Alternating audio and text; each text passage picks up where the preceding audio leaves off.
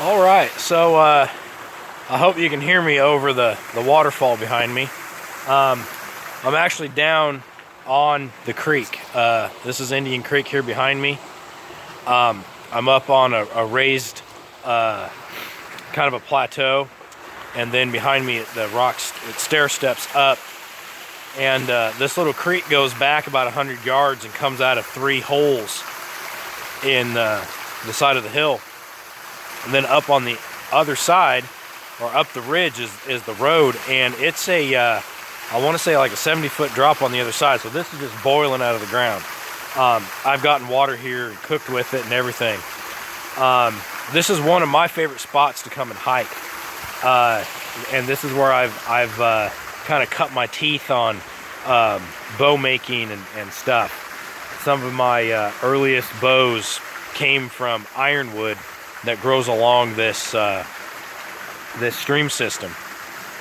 It's really neat, but one reason I did a lot of ironwood was because it's an understory tree, so it grows in the shadows of these larger hickories and stuff like that grow down here, in white oaks, and there's some other willows and stuff, but these also grow with the pawpaws, and they are also an understory tree. So they're like 20-30 feet tall, and the other trees are 40 and 50. So being in the shadows, this is a spore zone.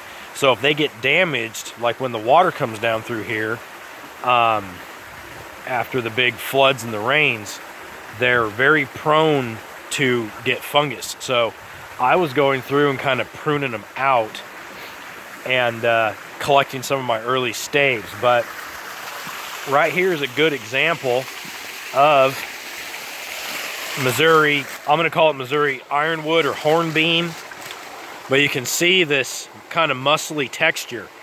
This makes a great bow, but like Osage orange, it grows kind of twisted. So the longest one I could ever make was about 4.5 feet long. The first bow that I made that was actually a hunting weight, which was 60 pounds, was only a 4-foot bow. So I learned to, shoot short draw. But really pays to know your trees and stuff. To this day, my favorite bow wood's still hickory. I've got a couple of bows now that I made that are 50 and 55 pounds that are like I'm not really sure. I never really measured them. I just measured them to my shoulder height. They're a bow that I can get a full draw out of, but they're somewhere around like 54, 56 inches. They're not a full 5 foot, about 4.5, somewhere like that. In fact, I've got one over my shoulder right now on a new archery rig that I've started.